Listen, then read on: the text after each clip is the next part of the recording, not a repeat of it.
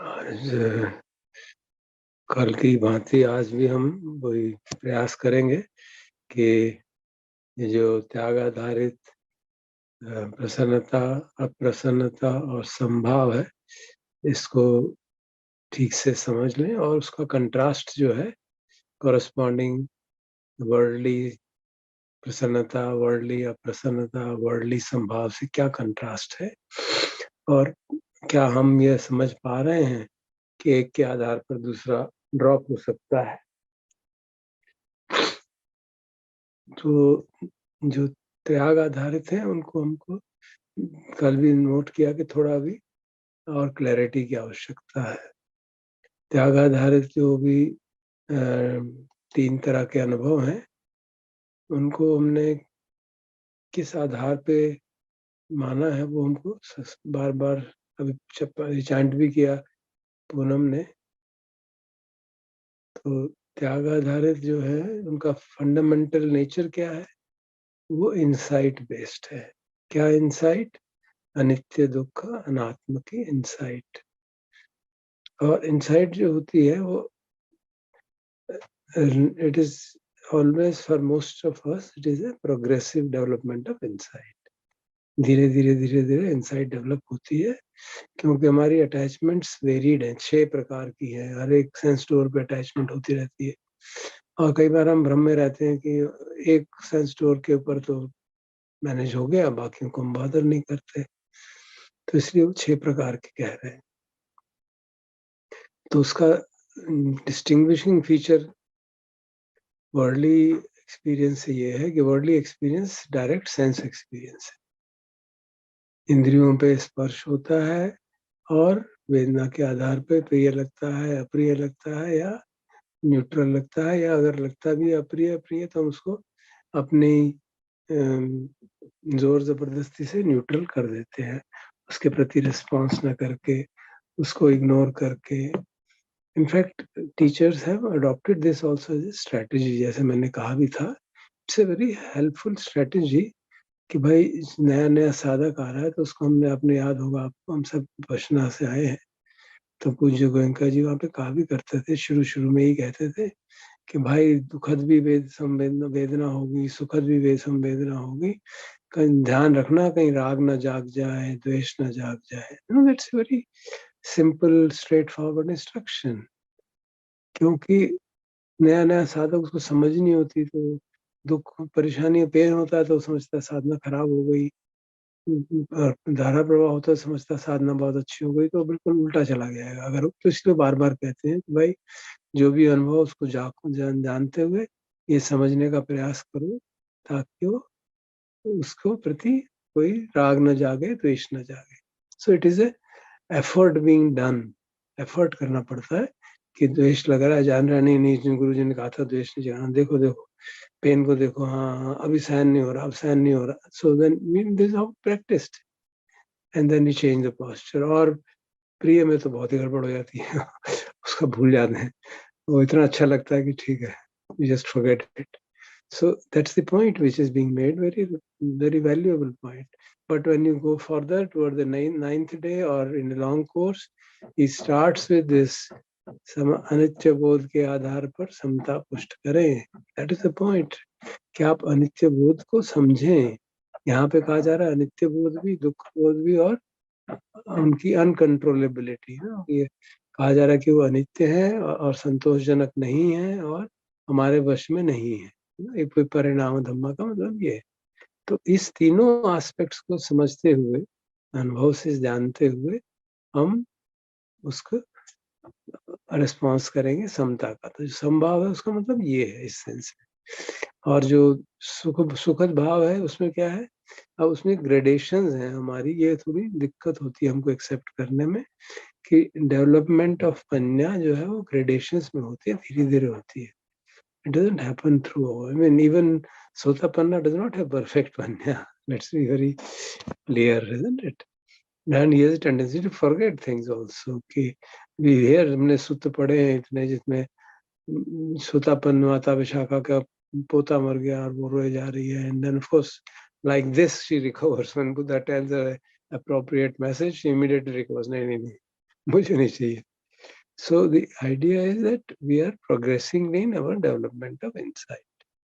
First level progression ये है कि हमको अनित्य बोध के आधार पे एक सुख का अनुभव होता है। किस बारे में सुख का अनुभव होता है कि हमें समझ में आता है कि जो चीजों के सांसारिक सुख से मैं चिपका हुआ हूँ वो मेरे को अबाइडिंग हैप्पीनेस तो देगा ही नहीं, उसके साथ साथ दुख भी देता है और कंट्रोल में नहीं होता तो परेशानी होती है।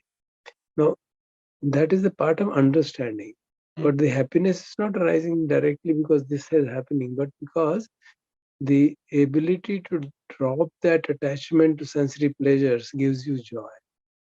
कि हम जो भार लगता था seeking something, this seeking that, seeking some object at the sight of the object of the ear or smell or taste, that seeking is reduced as our अनित्य बोध स्ट्रेंथन्स, वो सीकिंग कम हो जाती है तो वो भार हमारा कम हो जाता है।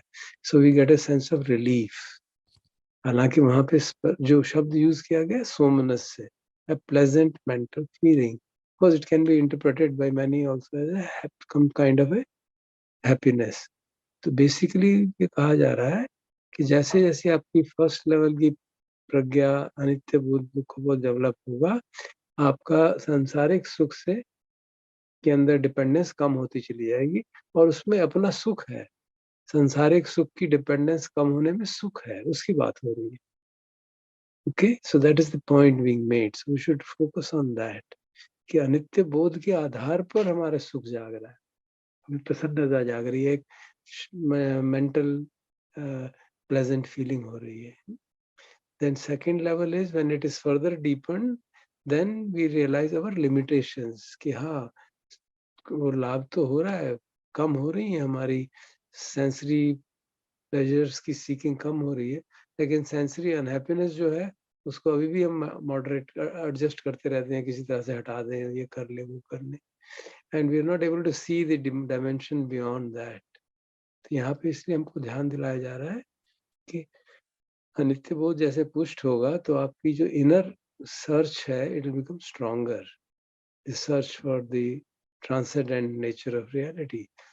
प्रज्ञा को स्ट्रेंथन करने की इंटरेस्ट की आवश्यकता जरूर महत्व होती है, क्योंकि लगता है कि मैं अभी भी इसी किनारे पे हूँ भाव सागर के, मैंने अभी फर्स्ट लेवल ऑफ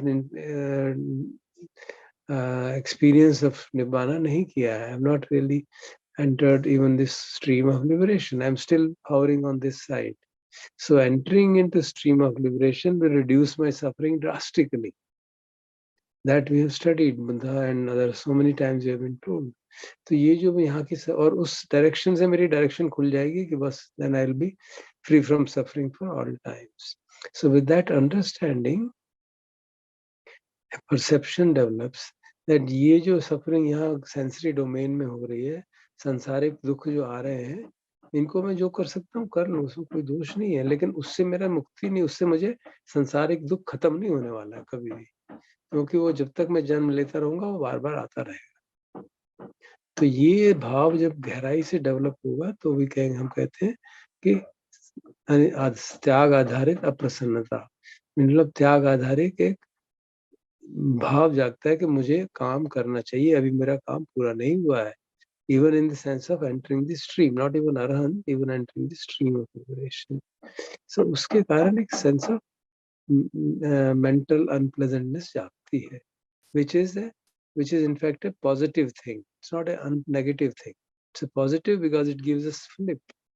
Because हम अनित्य बोध हमने तीनों लक्षण को डेवलप किया है कुछ हद तक, तभी तो ये हुआ है। तो उससे हमको ये फ्लिप मिलता है, हमारी साधना में धर्म संवेग जागता है कि इसी डायरेक्शन में ज्यादा एफर्ट करो, दूसरी डायरेक्शन में जितना मिनिमम रिक्वायर्ड है कर दो, बाकी एफर्ट तो इधर ही करो भी। नहीं तो अभी तो हमारा सारा एफर्ट उसी डायरेक्शन में रहता है कि इसको रीएडजस्टमेंट कर दो सिस्टम की, इसको समझा दो, उसको समझा दो, शायद उनके आपस के दोष कम हो जाए, मेरे को सुख कम हो जाएगा, मेरी दिक्कत कम हो जाएगी, and so on. What is being pointed out is a deeper truth कि अल्टीमेट लिबरेशन जो है वो बहुत महत्वपूर्ण है, क्योंकि यहाँ पे एडजस्ट हो गया, अगले जन्म में फिर वही कंडीशन होगी, फिर वही कंडीशन होगी, क्योंकि जो संस्कार है वो तो भी वही उपलब्ध है, कर्म संस्कार तो उपलब्ध है उसको उस कंडीशन को फिर से क्रिएट करने के लिए। So we understand that. And then third level is even more deepening of insight कि अनित्य बोध इतना पुष्ट हो गया कि यार ये जो गृहस्थ, ये जो हमारे को सुख था, त्याग आधारित सुख, त्याग आधारित दुख, वो भी तो इम्परमानेंट ही है ना, वो तो बदल जाएंगे ना. They are not permanent, and therefore I have not crossed over. That I am not fully liberated कि कोई परमानेंट स्टेट आ गई है मेरी. अभी तो मैं संस्कार हैं पड़े हुए, तो उसको अच्छा मान के इसके आधार पे और उसके आधार पे मैं क्यों काम करूं. And we develop the understanding that both of them have their own role. They have played their role. त्याग आधारित सुख ने अपना रोल प्ले कर दिया, त्याग आधारित दुख ने भी अपना रोल प्ले कर दिया. Now I should move towards peace, and that is the त्याग आधारित संभाव, which is a sense of peace, so that the sensory world impingement does not affect me. No, we are moving in that direction. It doesn't mean complete dissociation हो जाएगी. Some inputs do not affect me. When the inputs are very strong, they still affect me because I am still not crossed over fully. And जिस sense door पे मैंने उसको drop कर दिया है, उसके प्रति जो सीकिंग थी कंप्लीटली ड्रॉप हो गई है, वो मुझे अफेक्ट नहीं करते हैं. And we know it within our experience that some of the things in the world which used to bother and kind of interest us a lot in the past no longer interest us, and with passage of time this keeps on happening. But is this arising out of a sense of health or out of a sense of societal pressure or doctor's advice, or is it happening because of the understanding? That is what makes the distinction. तो जो त्याग आधारित संभाव है उसके ऊपर त्याग आधारित सुख, त्याग आधारित प्रसन्नता, दोनों की हमने लिमिटेशन देखी. अब हम उसको आगे बढ़ रहे हैं, त्याग आधारित इक्वानिमिटी में बढ़ रहे हैं, ताकि हमारा मानस जो है it is getting established in a sense of equanimity. It does not have to force equanimity. तभी कहा जाता है कि अनित्य बोध के आधार पे समता अपने आप आएगी. जितना पुष्ट होता चला जाएगा हम अपने आप समता में रहेंगे, हमें कुछ करना नहीं पड़ेगा. एंड इवेंचुअली सती पठान में भी यही कहा जाता है, चित्त में राग है उसको जानता है. कैसे जानेगा? समता होगी कुछ क्षण के लिए तभी तो जान पाएगा. चित्त में द्वेष है तो जानता है. That presumes कि there are spikes of craving, spikes of equanimity, spikes of craving, spikes of equanimity. That's what is happening. So that is what the Buddha tells us. That's the path which we have to follow till everything looks like just it is just a feeling, it is just a chitta, and there is no sense of self, there is no sense of identity at all. Your sati, केवल sati है और ज्ञान है. That's all. Mindfulness and wisdom, they are the only things which are remaining. So that's how we develop ourselves. So in this direction, we have to really, keeping these hints in mind, I request that we have a discussion again. Maybe if you have some experiences, or we can reflect on them and see how one can affect in substitution of others. तो उससे हमारा और clarity बढ़ जाएगी. So we'll do that. And this, I hope it is clear what is to be done. Yesterday there was some, I think, ambiguity left.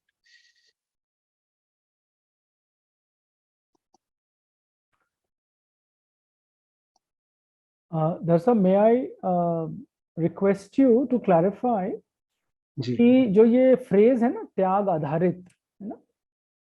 So now for example, अगर मैं किसी चीज का त्याग कर देता हूँ, okay, so does that automatically qualify under this banner, है ना? Maybe if you can clarify this, क्योंकि वो actually बड़ा confusing है, because उस phrase में त्याग आ रहा है and I'm actually giving something up, so I'm prone to misunderstanding कि अगर मैंने त्याग किया है तो inevitably वो किसी न किसी श्रेणी में आ जाएगा. So kindly please.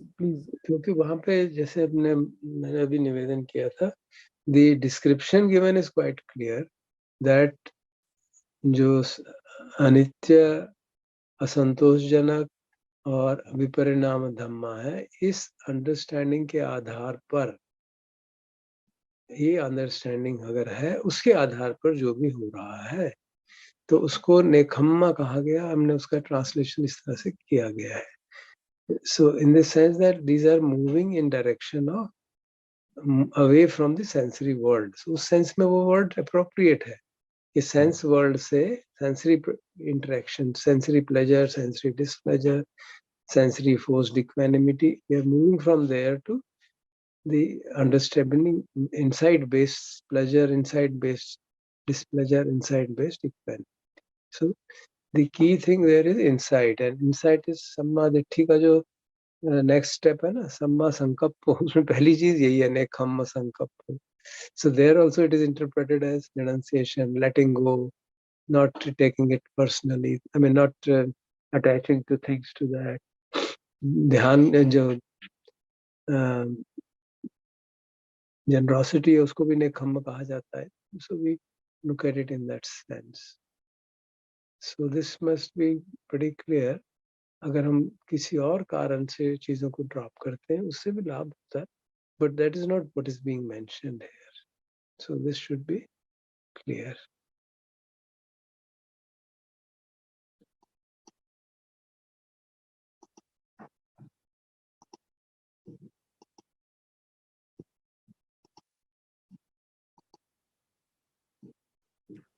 And also now I think आप ये कह रहे हैं दैट जो हम ट्रांजिशंस डिस्कस करें वो वर्ल्डली टू रिनंसिएट वाली डिस्कस करें. अब आप ये कह रहे हैं जी. Under So we each can category. see कि on the basis of spiritual, let's call that spiritual, okay? Yeah. जो on the basis of the spiritual happiness, can we drop, can does the, जैसे उसमें लिखा ना, उसका अतिक्रमण करो, उसका त्याग ड्रॉप करो, क्या हमको लगता है कि वो हो जाएगा या हो रहा है, या समझ में आता है कि वो अपने आप ड्रॉप हो जाएगा? जितना जितना डेवलप होगा वो उतना उतना उसकी महत्व अपने आप कम होता चला जाएगा. So we have to really reflect and see whether that is gelling with us. That's the point which I would like to submit. Listen to the feedback from each group. Professor Surendra Prasad, आप कहेंगे कुछ group 1 का कुछ निष्कर्ष निकले इस बात तीनों बारे में?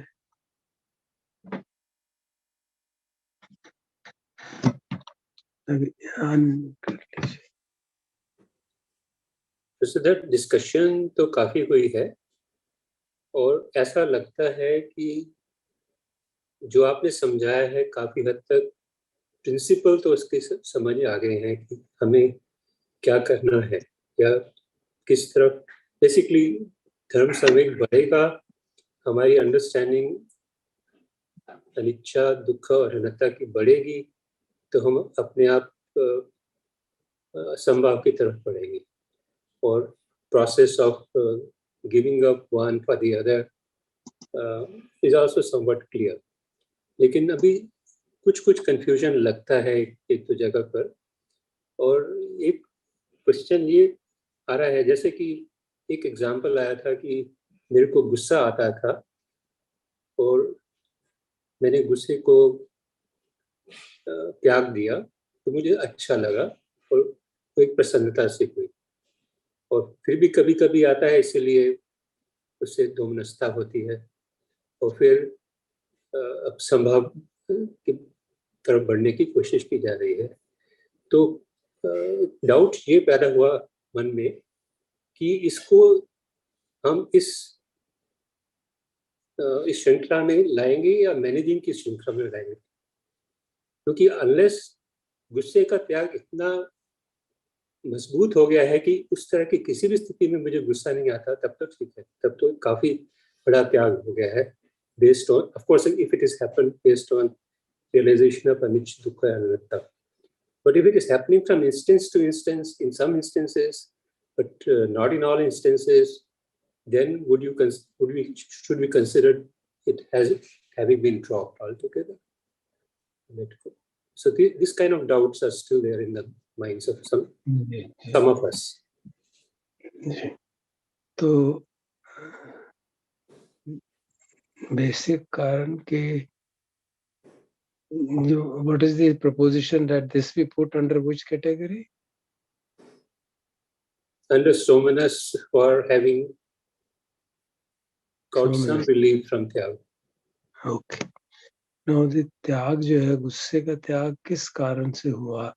क्या ये अनित्य बोध, दुख बोध, अनात्म बोध के आधार पे हुआ जी, या मैनेज करने के हिसाब से हुआ कि इसको छोड़ दो? लेकिन वो मैनेज करने का ही कंफ्यूजन है कि मैंने त्याग अपनी तरफ से तो अनिच बोध, अनित्य बोध, दुख बोध खुद ही किया, लेकिन ऐसा मैं हर बार उस स्थिति में कर पाऊंगा या नहीं, ये एक इम्पोर्टेंट कंसिडरेशन है कि नहीं?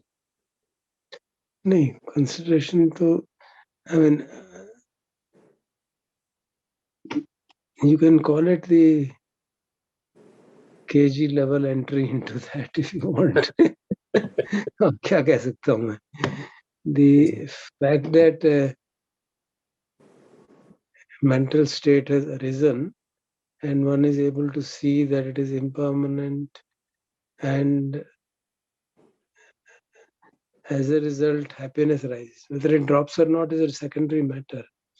When a person is angry and one person sees कि अरे तो अनित्य है, दुख है, अनात्म है, does it really give rise to some somanasya? Does it give rise to pleasant mental feeling? No, that has to be checked by the person.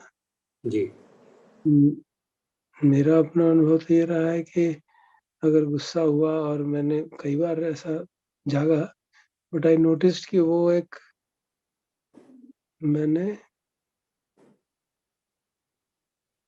अपने केस में कह रहा हूँ, I am not saying it is true for others, I noticed कि वो मैंने उसको उससे एक प्लॉय बना लिया जस्टिफाई करने का, कि ठीक है कोई बात नहीं, गुस्सा आता रहता है, डजंट मैटर, है तो अनित्य ना, मेरा तो नहीं है ना, अनात्म है, it's not me and mine. मुझे भी इसी चीज का डाउट हो रहा था कि No, it's a question of deep reflection really. So we can't make a judgment on anybody. मैं तो अपनी बता सकता हूँ कि मैंने जब देखा तो मुझे लगा कि नहीं, ये शायद it is a quote unquote misuse of अनंता, कि मैं इस तरह से उसको देख रहा हूँ. The very fact that I have reacted strongly to the extent of arousing anger itself shows that there's a lot of work to be done. So it obviously there is some merit in saying कि हाँ मैंने उसको उस समय देखा, but obviously this is a mini infinitesimal kind of situation. जो वहाँ पे बात हो रही है वो ये हो रही है कि अनित्य बोध के आधार पर, अनित्य दुख और अनात्म बोध के आधार पे सचमुच में एक फीलिंग ऑफ रिलीफ जागता है. एक पर्टिकुलर इंस्टेंट पे ड्रॉप करने से थोड़ा सा तो सकता है रिलीफ जागता होगा, बट मेरे केस में मुझे क्लियर है, I remember there was not much relief. Of course, the rate at which it closed down was faster, but the anger was still continuing to happen. So I was not feeling any relief. I was actually when I investigated, I was trying to ward off responsibility for having become angry. This is what I noticed in me. So one has to really check for both sides.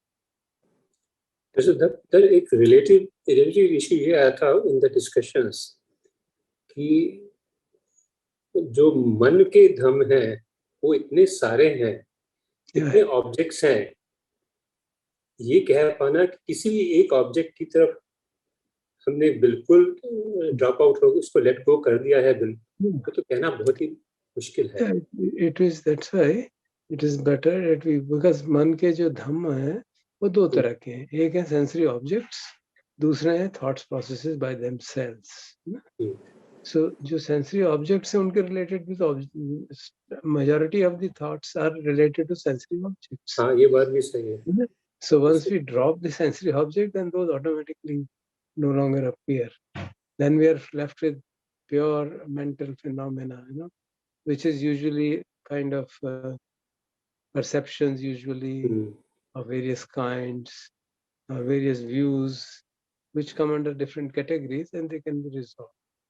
Of course, eventually वो भी resolve हो जाएंगे. ठीक है, जागा, जैसे हम सती पठान में करते हैं ना, राग जाग गया, ठीक है, जान लिया राग जाग गया, द्वेष जाग गया, जान लिया, ठीक है, राग द्वेष जाग गया. So the process of observation itself is free from any rag or dvesh or so on, and that results in their attenuation. If it is truly free from rag dvesh, तो उसका attenuation बहुत जल्दी हो जाता है. वो सब हमारे अनुभव में आता भी है. तो ये जो transitional states हैं, they have to be really negotiated carefully and not jump to conclusions. It's better to be conservative and keep on developing our practice. Otherwise, we may become relaxed. So the suggestion is that when we genuinely feel a sense of relief on certain objects, certain categories of objects no longer affecting us, then we can say कि हाँ सोमनस से जो है त्याग आधारित सोमनस्य का अनुभव हो रहा है. So जो mixed अनुभव है उनको हम mixed ही रहने देते हैं. And we work towards more clarity on that. That will be better as a strategy. Thank you. Poonam ji, Geeta ji, आप कुछ ऐड करना चाहेंगे? Maybe I have not done justice to the points being made in our group. Objective, sir, objective फिर आप कह रहे हो कि object होगा. That should. नहीं, can be thought also. Can be thought also. That's how. Criteria is जो सुख अनित्य बोध, दुख बोध, अनात्म बोध के आधार पर जागता है, उस बेसिकली डेफिनेशन है. उस डेफिनेशन को हम स्ट्रिक्टली फॉलो करें तो फिर डाउट नहीं होगा. Bare observation, you are saying it is it, but not exactly is. Yeah, of course. So, bare observation से सुख नहीं जागता है. लेकिन उसमें अनित्य का बोध होता है. जब bare observation होती है तो अनित्य का बोध भी होता है. तो सुख जागे तो मान जाए, हाँ जागे. Then we'll say that. So it's not a theoretical message. It's a question of practice. I'm not talking about. अगर हम बार बार उसका अनुभव करते हैं और हमें सुख महसूस होता है अनित्य बोध के आधार पर, surely, why not? But it's not theoretically say कि हाँ उसमें ऐसा हो रहा है तो होना चाहिए. नहीं हो रहा है कि नहीं, महत्वपूर्ण है ना, वो बात महत्वपूर्ण. और सर एक ये मेरे को जो आपने सेकंड एस्पेक्ट में बोला था कि जो आप आश्रित और परित्याग होने की जो बात करी थी, तो जो लास्ट जो है भिक्षु 6 प्रकार के त्याग आधारित समभाव पर आश्रित होकर 6 प्रकार के त्याग आधारित प्रसन्नता का परित्याग. वो तो आगे की बात है, उसको अभी रहने दो. नहीं करें, ठीक. अभी नहीं करें. अभी तो हम त्याग आधारित और गृहस्थ वालों को ही मैनेज कर रहे हैं, उसी को समझने की कोशिश कर रहे हैं. ठीक. तो मैंने अभी तो हम उतना ही कर रहे हैं. उसके लिए थोड़ा और गहराई से विचार करने की जरूरत. Because these are all statements which are validated by one's experience. You know, intellectually बहुत भारी पड़ता है उसको. क्या जब मैं अपने अनुभव से जानता हूँ तो फिर मुझे फिर डाउट नहीं रहता है. I may not be able to explain you or put it in words properly, but there's no doubt about that.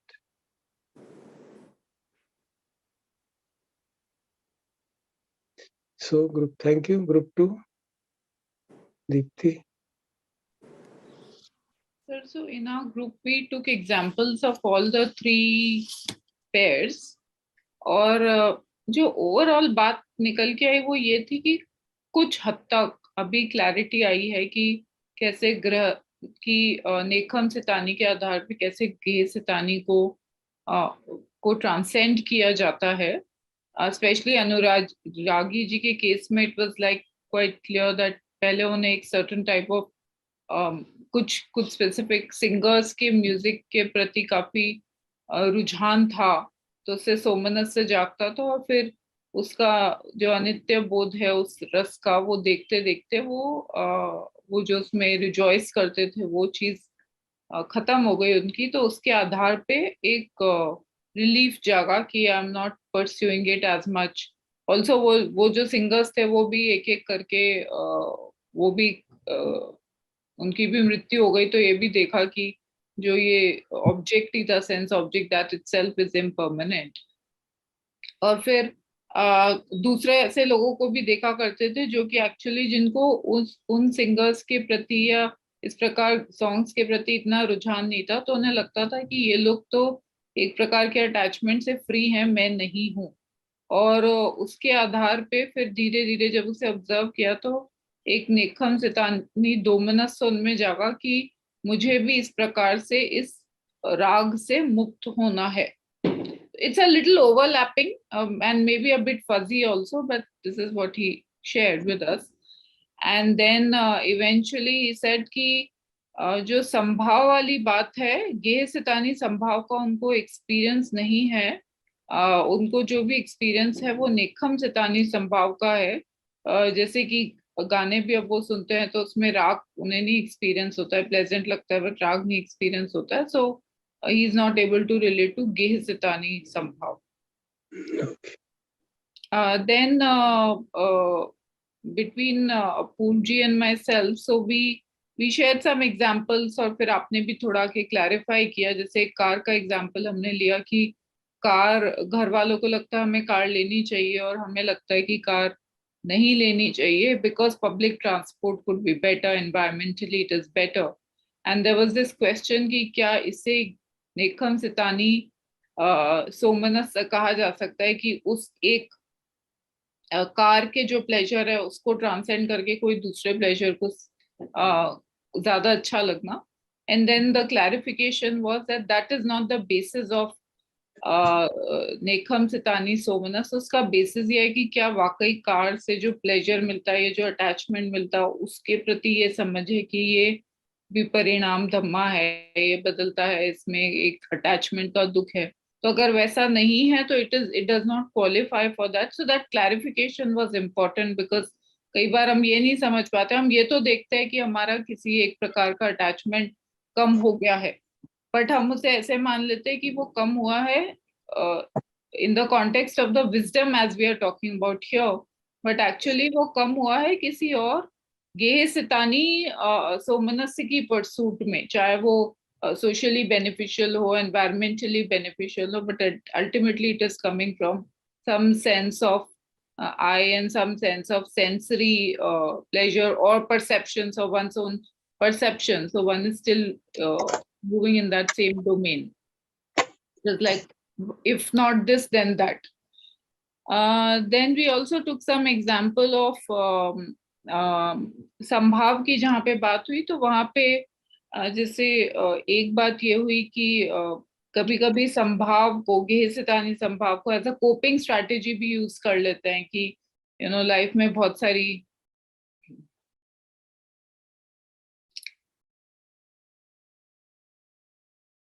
किसी बात को लेके बहुत बेचैनी है या कुछ भी है, तो ऐसे समझ लेना कि you know I am not going to react to it और I am not reacting to it, तो उसे as a coping strategy use कर लेते हैं। it is not coming really from the place of seeing the anicca dukkha viparinam dhamma of the situation.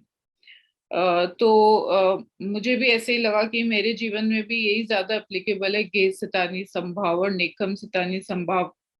at least I couldn't think of anything. Maybe I'm applying it somewhere, but अभी कम से कम मेरे लिए वो बहुत evident तो नहीं है। So this is what we discussed.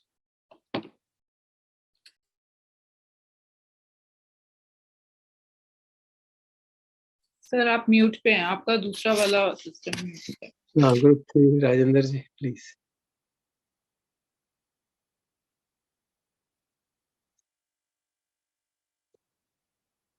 आप भी म्यूट पे हैं राजेंद्र जी। हमारे साथ भारती जी और महापन्यो जी और प्रिया जी थी, तो Priya ji was not ready, तो फिर between me and Bharti ji we were talking, तो हमने एग्जांपल्स दी।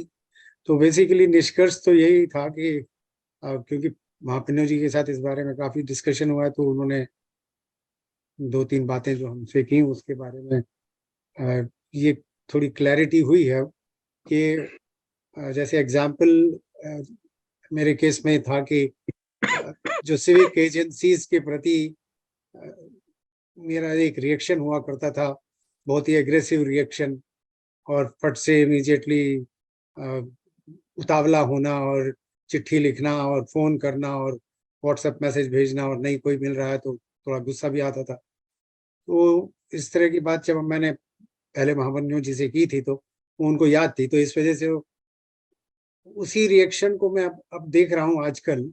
ये जो 3 साल में जो परिवर्तन हुआ तो वो देखा कि अब ये रिएक्शन नहीं होता है। तो अब मैं वही सोच रहा था कि ये जो रिएक्शन अब नहीं होता है तो दैट मीन्स कि ये रूप के प्रति जो मेरा पहले एक एकदम रिएक्शन होता था तो उसकी अनित्यता नहीं समझ में आती थी, तो अब ये समझ में आ गई है। तो इस वजह से वो एक मन में भाव बन गया है कि ये कोई बात नहीं है, ये मैं अभी भी कर सकता हूँ विदाउट हैविंग टू रिएक्ट और फील बैड अबाउट इट या गुस्सा आना मन में, तो वो मैं अब भी करता हूँ। लेकिन मैं मेरे मन में कोई द्वेष नहीं जागता, मेरे मन में कोई ऑफिसर्स के प्रति कटुता नहीं आती, और मैं या चिट्ठी लिख देता हूँ या उनको व्हाट्सएप मैसेज कर देता हूँ, पिक्चर भेज देता हूँ, that's all. Then I am just, it does not then remain in my mind at all. वो एक बार हो गया। So that is why I call it as त्याग आधारित प्रसन्नता। ये मुझे मिलती है अभी भी। अब ये त्याग आधारित प्रसन्नता जब मैं सोच रहा हूँ तो त्याग आधारित प्रसन्नता को मैं इस तरह से देखने की कोशिश कर रहा था कि यही एग्जाम्पल को मैं और आगे बढ़ा रहा था कि अभी भी मुझे और मेहनत करनी है कि मैं इससे बिल्कुल ही बाहर आ जाऊं और मैं बिल्कुल ही रिएक्शन न करूं। तो वहां फिर मन में एक विचार ये आता है कि मेरे साथ और भी कई लोग रहते हैं यहाँ, वो तो सारे ही इसके प्रति जागरूक ही नहीं है, they are not doing anything about it. तो वो तो फिर वो संभाव में है या क्या है उनका कि मतलब they don't react at all. तो मुझे फिर वो सुमेधो जी की वो किताब don't take your life personally को एक जगह उन्होंने जिक्र किया कि वो वाराणसी में जब चलते थे तो हर तरफ उनको पूर दिखाई देता था, तो कभी उनका पाँव भी गिर जाता था तो उनको बहुत परेशानी होती थी। लेकिन वो देखते देखते देखते और प्रैक्टिस करते हुए फिर वही चीज उनके मन से एकदम हट गई। तो वो मेरे को मन में क्लिक कर गया। तो मुझे लगा कि यस, मेरे को भी वो त्याग आधारित प्रसन्नता इस समय है कि हाँ, मुझे इसको और आगे बढ़ाना है। तो ये मैं सोच रहा था इसके बारे में, तो वेदर आई एम राइट और रॉन्ग उसके बारे में। और संभाव की अभी क्लैरिटी नहीं है। आपकी आवाज। त्याग आधारित अप्रसन्नता किसको कह रहे हैं, मुझे समझ नहीं आया। यही कि मतलब जो अनित्य भाव है जो जगह है मन में, वो अभी भी इतना प्रबल नहीं है, उसकी अभी और प्रैक्टिस करनी है। तो उसका इस बात का आपने उससे क्या रिलेशनशिप बनाया, अजान सुमेधो की टॉक से, या उससे क्या रिलेशनशिप है इस बात का? नहीं उनका, क्योंकि ये रिलेशनशिप ये है कि वो उस लेवल पे पहुंचे हुए हैं, उन्होंने उतनी प्रैक्टिस की कि वही बात जो उनको पहले, जैसे मेरा हाल था तो किसी जमाने में वो उस स्ट्रीम में ही थे वो भी, तो वो उन्होंने उसका जिक्र किया कि that used to disturb him a lot. लेकिन अल्टीमेटली फिर वो वही चीज वही नजारा उनको बिल्कुल उसी कोई, it didn't have any effect on him. That is what he had written in that. That doesn't fall here or there. How does it fall? In which category do you मतलब want? रूप मतलब ये इसलिए है कि वो कोई भी चीज परेशान तभी करती है। एक्चुअली अल्टीमेटली तो थॉट प्रोसेस है, you see something and you react to that particular thing. मैं उसको डिनाई नहीं कर रहा हूँ। I am not denying what Lumpur is saying. I am trying to understand how do you categorize, in which category do you put this? How do you put it in which category? Is it त्याग आधारित प्रसन्नता, अप्रसन्नता, or संभाव? What are you trying to put? In his case it is त्याग आधारित संभाव.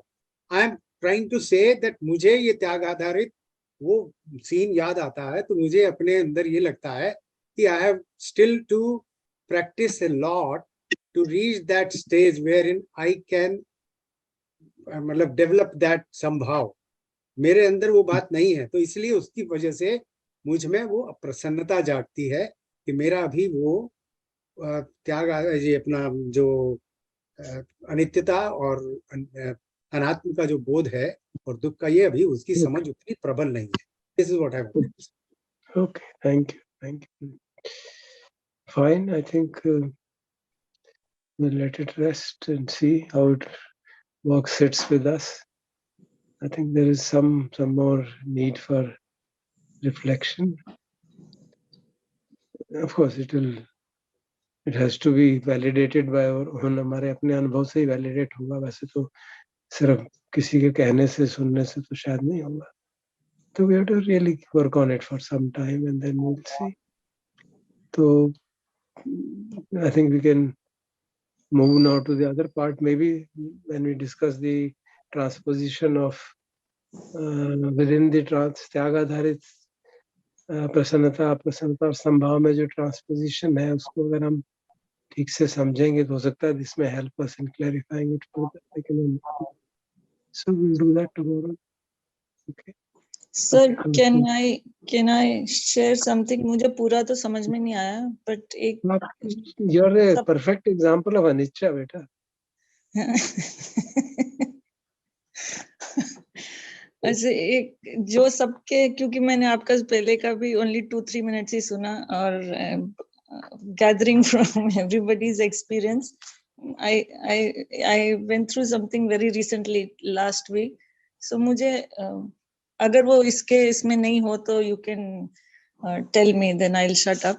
But एक ना, जैसे जिन्हें फर्स्ट स्पीकर ने जैसे एंगर के बारे में बोला था ना, ऐसे मेरे को ना एक बहुत ज्यादा रिग्रेट लेटली, कुछ टाइम से बहुत रिग्रेट आ रहा था कि I force my mom to eat healthy food, millets and fruits and vegetable, and क्योंकि एपेटाइट कम थी तो she had to forgo her favourite food, though there was a balance, she sometimes at this sometime, but मुझे बहुत regret आता था, और वो रिग्रेट अब जब आता था तो it used to result in a lot of restlessness and used to be overwhelming and crying and all, and वो एक दफा रो दिया, 2 दफा रो दिया, क्या ये रोज रोज का, मुझे खुद को ही बहुत ऑड लग रहा था, ये क्या बैठे बैठे आंसू आ गए और वो सब. So I wasn't being able to understand that. तो then and I also understood कि उन्होंने, क्योंकि मैंने उनको दिया, एक दिन मुझे सडनली रियलाइज हुआ, because I made her eat, it did have its benefit, उनका हीमोग्लोबिन अप रहा, प्लेटलेट ऊपर रहे, उनकी एनर्जी ऊपर रही एंड उसके फायदे हुए. बट वो somehow जब भी वो रिग्रेट आता था, it used to just sweep me off. Then suddenly, I don't know how, what happened, what intervention happened, I don't know what happened. मेरे को लगता नहीं वो दुख अनिच्य या वो था, मुझे वो तो समझ में नहीं आया. Then suddenly one day I just saw it as a संकार, कि ये तो संकार है जो उठ के आ रहा है. अब वो कैसे आया ये सब मुझे नहीं पता. एंड देन जो त्याग बोल रहे, मुझे नहीं पता, ये जो आप हैप्पीनेस वो वाला बोल रहे हो वो नहीं, बट वो उसके बाद से जस्ट ड्रॉप. मुझे आप ये नहीं पता, आप लोग जो डिस्कस कर रहे हो वो अपने आप ड्रॉपिंग का है या with some, I mean after understanding है, but for me it just dropped उसके बाद. And I been waiting for it to arise to of that level to see again कि उतनी हेवीनेस आती है, उतना ओवरवेलमिंग होता है, बट उतना आया नहीं है उसके बाद. एंड आई एम वेटिंग, वो आया है और मैंने उसके बाद फिर उसको 10 सेकंड में ही देख लिया, अरे संकार दोबारा आया, आई ड्रॉप्ड अगेन, एंड फिर वो मेरा वो इम्पैक्ट दोबारा नहीं आया. तो अभी because I am also out of touch, तो वो बहुत ज्यादा रिफ्लेक्शन भी नहीं हो पाया, वो भी नहीं हो पाया, मैं वर्ड्स भी भूल गई, टर्मिनोलॉजी सब कुछ हो गया. तो बिकॉज आई एम रीस्टार्टिंग, तो इतना ज्यादा क्लैरिटी नहीं थी, but I could just see it कि भैया अच्छा हाँ, एक्चुअली वो अनिश्चय दुखा नहीं हुआ, बट अगर संकार दिखा तो पार्टली अनत्ता तो हुआ actually, probably. I don't know what I'm saying, but probably. So I don't know whether this fits into this or not, but this is all I wanted to say. asked it to Deepti है, तुम्हारे group में थी. हाँ जी, दीप्ति से पूछना चाहिए था सवाल. चलो दीप्ति अब जवाब देगी. ठीक. तब तक तो सेशन बंद हो गया था ना सर, दीप्ति की गलती नहीं है. सर अब आपका माइक्रोफोन म्यूट हो गया. Yes, please Deepthi, kindly. Sir, so मैं एक्चुअली इसको प्लेस करने की कोशिश कर रही थी सोमनस्य या दोमनस्य के अंदर, and I wasn't very clear about it my self, जैसे अभी जब पायल बोल रही थी. And the reason is that because I'm trying to put it the corresponding Nekham, Sitani, Somanas or Domanas. What I could see, I'll just explain what I could, जो मुझे समझ में आई जितनी बात की, जब इनको ये realize हुआ कि ये संखार है. So it's actually realizing the, you know, that it's something impersonal. जो ये मेरे अंदर जो एक विचार जाग रहा है, जिसके ऊपर मैं, जिसको मैंने pursue किया, that in itself is impersonal. Somehow it stood separate from, you know, in her understanding, it emerged as something which is conditioned, whether conditioned or not, but definitely impermanent and impersonal. तो वो समझ आने के वजह से उस विचार के प्रति जो चिपकाव था वो छूट गया. And so maybe it is Gehes Nekham Sitani Somanasya in that sense.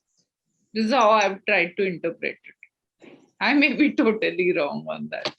No, I would request you all, पहले भी एक बार किया था, let's not try to fit everything in these categories. ना वो मुश्किल हो जाएगी.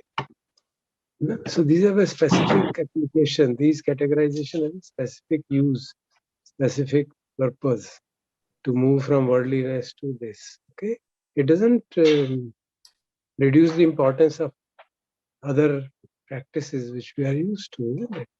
So of course, when you are becoming aware that some sankhara is arisen, it is a classical case of satipatthana. You are observing the chitta. चित्त को आप observe कर रहे हैं, तो उस क्षण तो आप में इक्वेनिमिटी आ गई ना. But that moment you are perfectly equanimous. You are able to put off any negative feeling about that.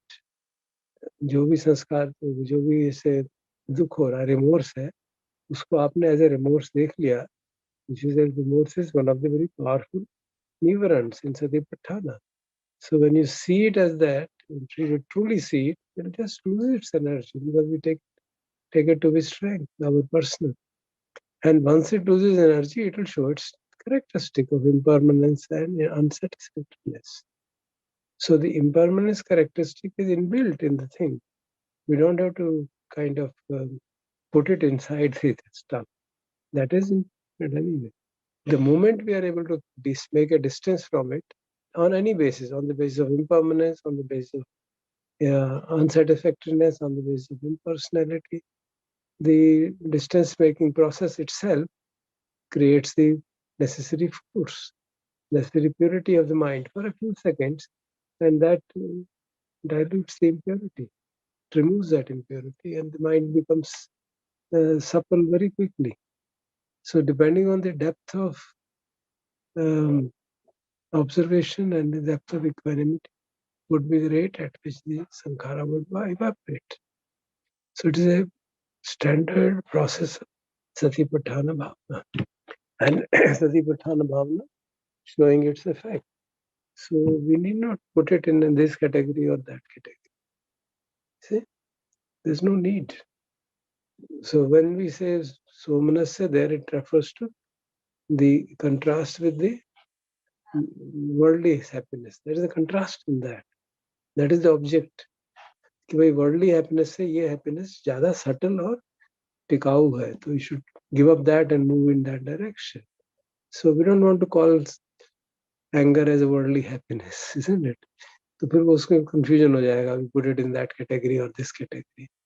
This should be kept as a separate way of understanding your sadhana. Satipatthana is a very standard format of understanding how we practice. This format is meant for a particular purpose. It is a kind of a training. It is Sikkhapadam. It's a training. On that basis, leave this. On this basis, leave this. Till ultimately, you're left with nothing.